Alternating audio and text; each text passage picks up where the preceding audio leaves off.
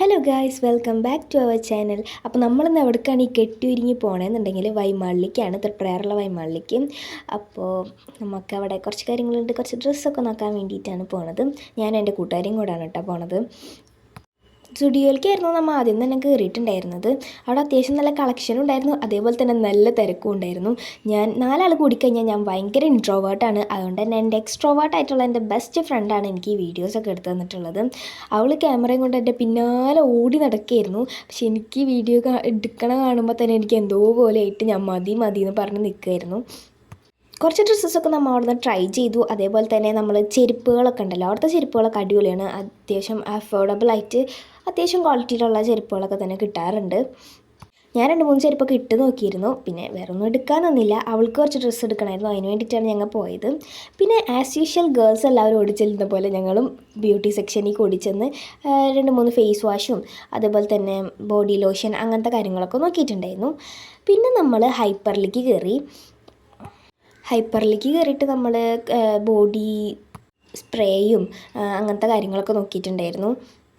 ഇന്ന് എന്തൊക്കെയോ ഓഫറുകൾ നടക്കുന്ന കാരണം അത്യാവശ്യം നല്ല തിരക്കുണ്ടായിരുന്നു. പിന്നെ ഈ ഒരു സ്പ്രേ ഞാൻ മണപ്പിച്ച് നോക്കി, ഒരുമാതിരി സ്മെല്ലായിരുന്നു കേട്ടോ. പിന്നെ ഞാൻ എടുത്ത പോലെ തന്നെ അവിടെ തിരിച്ചു വെച്ചു.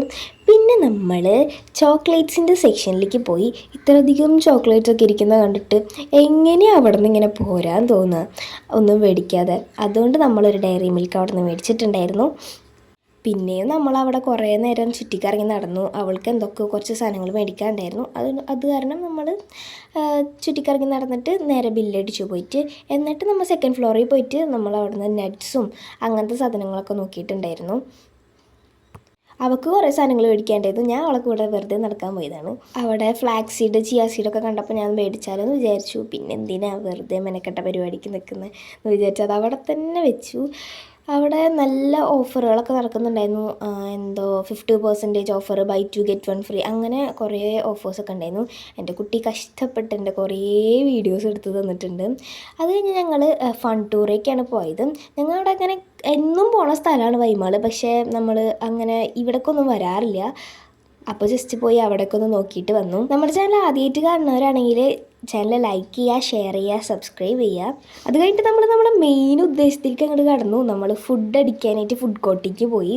അവിടുന്ന് നമ്മൾ ഒരു സ്ട്രോബെറി മൊജിറ്റോയും ഒരു മാംഗോ മൊജിറ്റോയും ഓർഡർ ചെയ്തിട്ടുണ്ടായിരുന്നത്. ഞാൻ സ്ട്രോബെറി മൊജിറ്റോയാണ് എടുത്തത്, അവൾ മാംഗോ മൊജിറ്റോയും. പിന്നെ ഈ ലോഡഡ് ഫ്രൈസ് ആയിരുന്നു. ഈ ലോഡഡ് ഫ്രൈസും ആ സ്ട്രോബെറി മൊജിറ്റോയും എൻ്റെ പൊന്നു ഒടുക്കത്തെ ടേസ്റ്റ് ആയിരുന്നു. എനിക്കും അവൾക്കും ഒരേപോലെ തന്നെ ഇഷ്ടപ്പെട്ടു. അവൾ ആദ്യമായിട്ടാണ് ലോഡഡ് ഫ്രൈസ് കഴിക്കുന്നതെന്ന് പറഞ്ഞു, അതുകൊണ്ടാണ് നമ്മൾ ലോഡഡ് ഫ്രൈസ് മാത്രം ഓർഡർ ചെയ്തത്.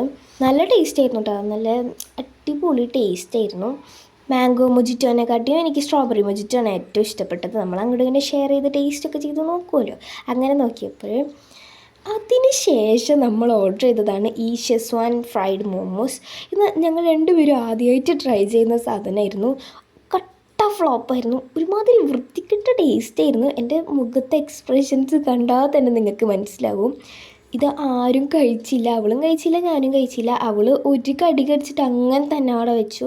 ഞാൻ പിന്നെ ഒരെണ്ണം കംപ്ലീറ്റ് ചെയ്തു. 5 ഉണ്ടായിരുന്നു, ബാക്കി 3 അവിടെ തന്നെ വെച്ചു. എന്തോ ഒരു വിയേർഡായിട്ടുള്ള ടേസ്റ്റ് ആയിരുന്നു. ഞങ്ങൾക്ക് 2 പേർക്കും ഇഷ്ടപ്പെട്ടില്ല.